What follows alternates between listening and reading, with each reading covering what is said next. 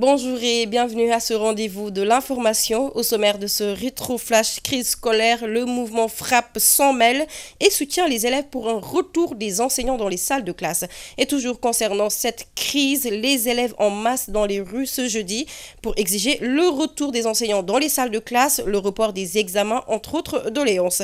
Présentation du rapport de la situation des droits de l'homme au Mali. Alioune Tine en conférence de presse après sa visite dans ce pays. À suivre dans ce rétro-flash. Femmes et entrepreneuriat, le GIE SOP Hadimo Rassoul dans la transformation de produits locaux. Le développement des titres, c'est dans un instant. Crise qui paralyse depuis quelque temps le système éducatif sénégalais qui, selon Guy Marius Sagna, est très marginalisé. C'est un compte rendu de Moussou Ndiaye et Léa Niafuna.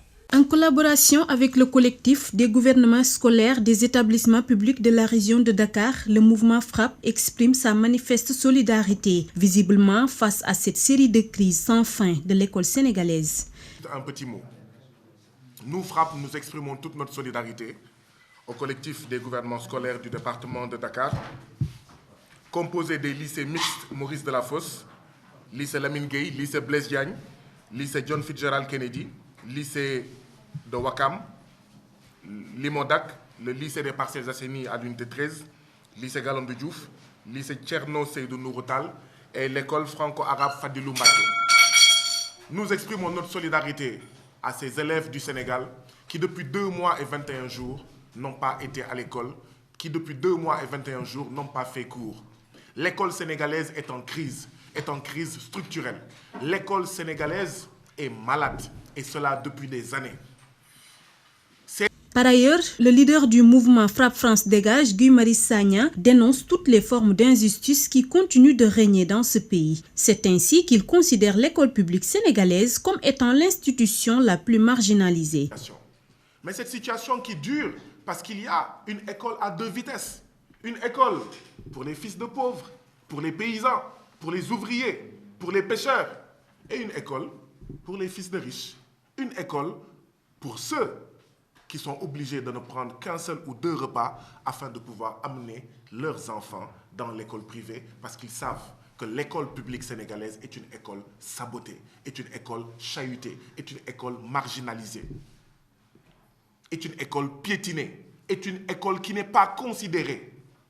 Oui, je rappelais tout à l'heure que quand la nièce de M. le ministre Sidiki Kaba, qui faisait partie de la pirogue qui revenait de l'île aux Serpents, a eu des problèmes, toute la République est allée à son chevet, au chevet de la nièce de Sidiki Kaba, dans sa pirogue qui revenait de l'île aux Serpents. Toutefois, l'activiste continue de mener son combat face à cette crise qui, selon lui, devient de plus en plus inquiétante et injuste. A raison de le rappeler. Quand notre Tchéboudienne est entré dans le patrimoine immatériel de l'UNESCO ou de l'humanité, le président de la République a fait un tweet. Ça fait 3 mois que nos filles, que nos fils, que nos enfants, que nos neveux et nièces de l'école publique ne sont pas à l'école. Aucun tweet. Rien. Mais absolument rien. Quel mépris. Oui, faisons la solidarité nationale autour de la victoire de nos vaillants gaïdés du foot. Mais nous devrions aussi surtout faire la solidarité nationale, mobiliser tout le monde, pouvoir, opposition, religieux, mais tout le monde autour de ce grand malade qui s'appelle école publique sénégalaise. Nous dénonçons cette situation-là, 2 mois et 21 jours, parce que eux, leurs enfants, sont à l'extérieur. Parce que eux, quand leurs enfants sont au Sénégal, comme les enfants du président Macky Sall, ils étudient dans les 2 écoles franco-sénégalaises où il n'y a jamais de grève. Et après, quand ils ont fini là-bas, comme les enfants de Macky Sall, comme les enfants de l'actuel ministre de l'Éducation, ils vont étudier à Jean-Mermoz. Une école stable et apaisée est le principal objectif du mouvement FRAPP France Dégage qui sollicite auprès du chef de l'État une pleine mobilisation face à cette dite crise scolaire. Et toujours concernant ces perturbations du système scolaire qui continuent toujours de gravir des échelons et d'atteindre les proportions assez inquiétantes, les élèves des établissements publics de la région de Dakar ont fini par passer à la vitesse supérieure et ont tenu ce jeudi 24 février une marche en collaboration avec le mouvement FRAPP pour exiger le retour des enseignants dans les salles de classe, le report de la date des examens ainsi que le changement du programme scolaire. Écoutons les propos du représentant du collectif des gouvernements scolaires, Cheikh Tidiane Dia, au micro de Moussou Ndiaye. C'est que les professeurs qui sont en grève depuis bientôt 3 mois, qui reviennent dans les salles de classe, et que la date du bac préalablement fixée le 27 juin, qui soit repoussée, et un programme aussi, que le programme soit allégé. Dans une certaine mesure, on aimerait aussi parler des situations dans lesquelles nous, élèves, depuis que nous sommes en grève, sont confrontés. C'est-à-dire qu'il y a des écoles, ou bien des proviseurs, des dirigeants d'écoles, qui sont en train de dissoudre des gouvernements scolaires à cause de ces grèves-là. C'est l'exemple du lycée Kennedy. Le proviseur a pris ses responsabilités et a dissous le gouvernement scolaire de ce lycée-là parce que les élèves sont en grève. Vraiment, on dit que ce n'est pas légitime de sa part de dissoudre un gouvernement scolaire alors que ce gouvernement scolaire-là est composé d'élèves qui veulent étudier.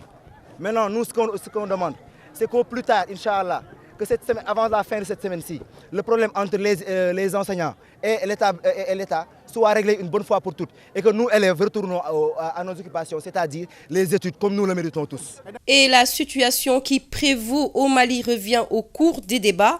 En effet, l'expert indépendant des Nations Unies sur la situation au Mali, Alioune Tine, avait effectué une visite dans ce pays frère du 8 au 17 février.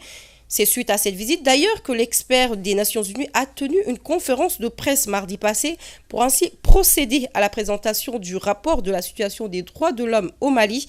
Les détails, c'est à suivre dans ce reportage. L'expert indépendant des Nations Unies, depuis ses visites de 2018, estime qu'une amélioration est à noter dans le domaine sécuritaire ainsi que dans d'autres secteurs, ce qui est une grande avancée pour le Mali et ses collaborateurs qui méritent des encouragements. Vraiment, j'ai observé une amélioration sur le plan sécuritaire, une amélioration également sur la question des droits humains et également une amélioration, on peut le dire, sur la question des personnes déplacées. Donc ça aussi, c'est dans le document que nous avons fait et vraiment nous avons encouragé l'État malien. Nous avons encouragé également la communauté internationale parce que j'ai rencontré tous les ambassadeurs de l'Union européenne pour dire ce travail-là, ces résultats, ces éclaircies, c'est le résultat du travail de la communauté internationale comme un tout. La présence de la MINUSMA est cruciale selon Alioune Tine qui demande une forte collaboration et une consolidation avec la communauté internationale. D'ailleurs, un appel est lancé dans ce sens au président de l'Union africaine, son Excellence Macky Sall, pour raffermir les liens entre le Mali et la communauté internationale. Le soutien de la MINUSMA a été apprécié et par les militaires et par l'administration et par la société civile, les populations. Donc, la MINUSMA a sa place là-bas. Et la MINUSMA est protégée par Barkhane. Vous le savez, c'est comme ça que ça se passe. Donc, il y a la brouille qui a créé beaucoup de malaise, beaucoup de tensions diplomatiques, vous les avez suivies comme nous, qui a créé aussi beaucoup de malentendus et pratiquement un climat assez délétère entre le Mali et ses différents partenaires. Ça, c'est ce qu'on a. Donc maintenant, avec ces éclaircies que nous avons eues, il faut qu'ils soient consolidés par la communauté internationale. Pour être consolidés, il faut qu'ils restent. Nous l'avons demandé aux membres, aux ambassadeurs de l'Union européenne, il faut qu'ils restent. Il faut effectivement aussi qu'il y ait des personnalités, des leaders qui s'engagent pour essayer de voir comment il faut recoller le morceau. On a interpellé le président Macky Sall en tant que président de l'Union africaine. Et nous avons vu effectivement qu'il s'est engagé aussi. Ça, c'est une très bonne chose que nous saluons. La crise malienne prend de l'ampleur. Alioune Tine a, suite à sa visite, fait des recommandations pour améliorer la sécurité et les droits humains dans ce pays. Au regard des moyens investis au Mali, les moyens militaires investis au Mali, en hommes, en argent, en matériel, en logistique, il faut le reconnaître, le résultat il est mince. Donc, repenser les stratégies sécuritaires, c'est une absolue nécessité à l'heure actuelle. Il faut le repenser. et puis focaliser les stratégies sécuritaires sur la protection des civils, sur la protection de leurs droits fondamentaux. Ça aussi, nous l'avons recommandé fortement. Également aussi, si jamais Barkhane et, Takuba partent, il faut réfléchir sur quelles sont les implications sur le plan de la sécurité, sur le plan des droits humains, sur le plan même de la sécurité régionale. Ça, c'est des réflexions qu'il faut entamer.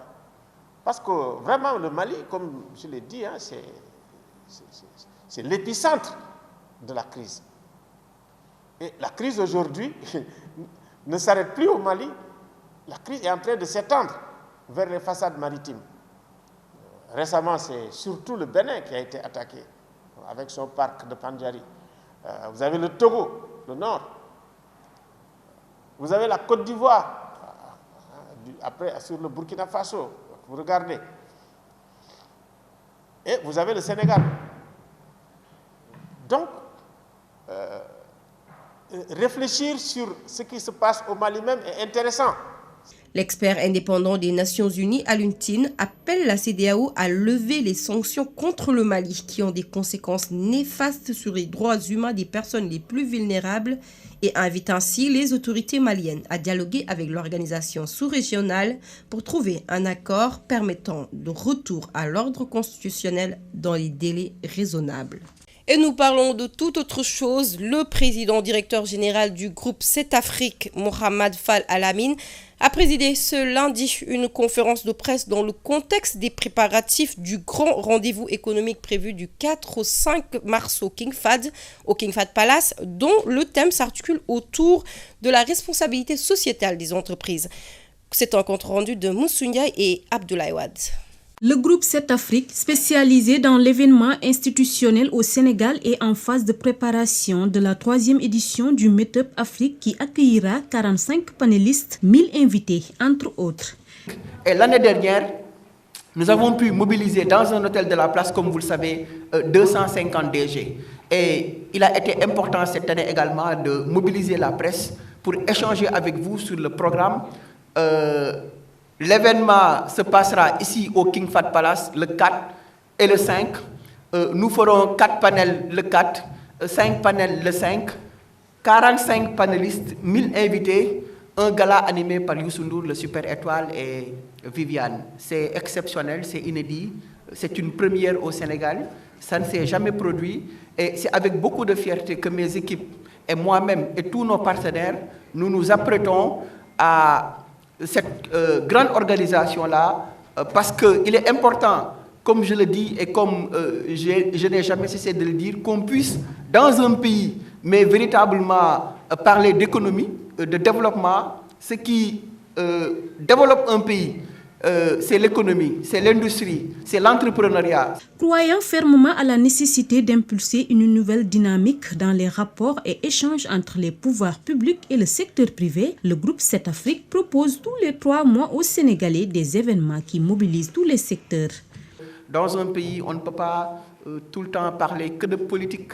Et le débat politique doit être aussi passionnant que le débat économique, et le débat économique plus passionnant que le débat politique. C'est la raison pour laquelle tous les 3 mois, 7 Afrique, leader de l'événementiel institutionnel au Sénégal, propose aux Sénégalais, propose au secteur privé sénégalais des événements qui mobilisent le secteur privé, qui rendent dynamique le secteur privé. Et je parlerai également de ce secteur privé national qui est désorganisé, qui n'est pas uni et qui ne porte pas les revendications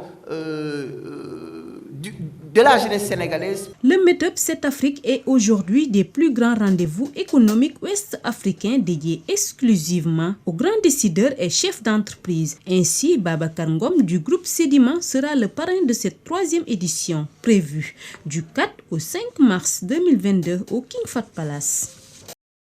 Sachez également que c'est ce jeudi 24 février que s'est tenue la cérémonie d'installation du cadre de concertation des acteurs du secteur postal, Présidé par le président de la commission culture et communication de l'Assemblée, Samba Demba Ndiaye, dans l'optique de réorganiser le secteur en identifiant les principales difficultés et de trouver des pistes de réflexion qui pourront aboutir à des résultats opérationnels.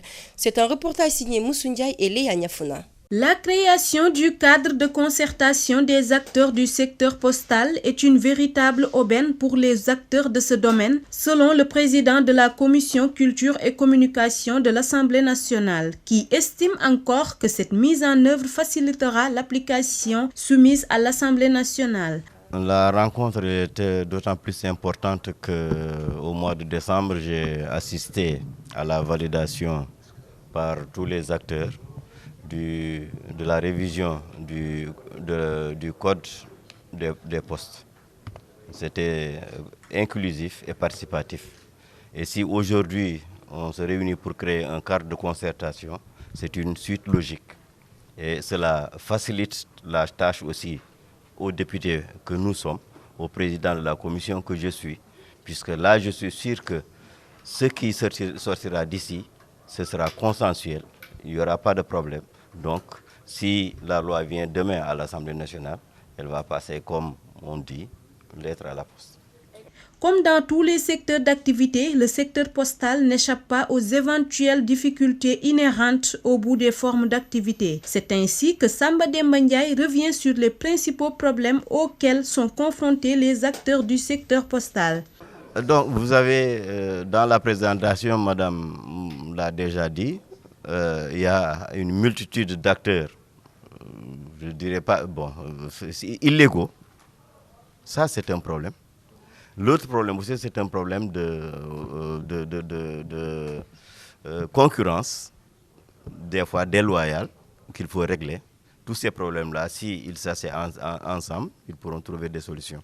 Après avoir estimé que le secteur postal est méconnu au Sénégal, la directrice des postes du ministère de l'économie numérique et des télécommunications explique les éventuels défis à relever. Permettez-moi de revenir un peu sur la composition du secteur postal qui est très méconnu au Sénégal. Dès qu'on parle de secteur postal, tout le monde pense à la poste bien sûr, mais c'est un secteur aujourd'hui qui est fort de 18 opérateurs détenteurs de licences d'exploitation du courrier. Donc la poste est l'opérateur historique désigné pour mener à bien la mission de service public. Donc c'est une précision que je tiens à faire. Et aujourd'hui, les défis sont nombreux. Honorable l'a signalé tout à l'heure, le secteur est confronté à plusieurs difficultés et l'intégration du numérique aujourd'hui dans tous les processus ne facilite pas la chose. Donc nous sommes appelés aujourd'hui à intégrer dans l'activité postale le numérique. La Covid nous aura démontré la nécessité de se faire livrer du bien, la nécessité d'être dans le commerce électronique. Et aujourd'hui, les acteurs du secteur sont les plus habilités pour le faire aujourd'hui. Pour rappel, c'était la cérémonie d'installation du cadre de concertation des acteurs du secteur postal qui était une occasion de discuter des problèmes auxquels ils souhaiteraient trouver des solutions. Et pour terminer, nous parlons de l'entrepreneuriat féminin qui est un facteur important dans la politique de l'autonomisation des femmes. Le GIE Sop Hadimou Rassoul d'Araï Mamdiara Bousso à Thiaroye, fort de ce constat, mise sur la transformation des produits locaux avec l'aide de bon nombre de femmes. Une opportunité pour le GIE de prôner l'autonomisation des femmes, mais aussi d'apporter sa participation dans la politique du gouvernement de la promotion des produits locaux. Plus de détails, je vous propose de suivre ce reportage. Les femmes progressent de plus en plus dans le monde de l'entrepreneuriat. En effet, le GIE Sop Hadimou Rassoul d'Araï Mamdiara Bousso en est un exemple palpant. Cette structure est une réponse face aux besoins des femmes qui veulent un travail digne et rentable. C'est ici, à Daaraï Mamdiara Bousso, que les femmes viennent travailler pour pouvoir assouvir leurs besoins et ceux de leur famille. La transformation de produits locaux est la principale activité de ce GIE qui vient conforter l'État dans sa politique de promotion du consommé local. Ici, on fait toutes sortes de transformations. On fait du tchéré, du harao, du sankal, du tchakri, tout ça à base de mil et de maïs. On fait également la transformation du niébé pour le akara. Avec 30 employés à sa charge, le GIE Mame Diarra Bousso vient faciliter les préparations à toutes les femmes. Les produits que nous transformons viennent faciliter la tâche à tout le monde. Ceux qui ne pouvaient pas faire le tchéré, maintenant, ont la possibilité de le consommer sans aucun problème. Il suffit juste de bouillir de l'eau chaude et le verser dessus. Ensuite, bien fermer le récipient et quelques minutes après, il est peut-être dégusté. C'est la même chose qui est fait pour le tchakri et le harao. Même pour le sankal, un seul sachet peut remplir une petite marmite. On a tout facilité aux gens maintenant. La présidente du GIE d'Araï Mame Diarra, Adja Nogay Amat, lance ainsi un appel aux autorités pour le financement de leurs structures qui prônent l'entrepreneuriat féminin et l'autonomisation des femmes. Amis téléspectateurs, voilà qui met fin à ce rétroflash. Merci de l'avoir suivi et excellente suite de programme sur Tawhid TV.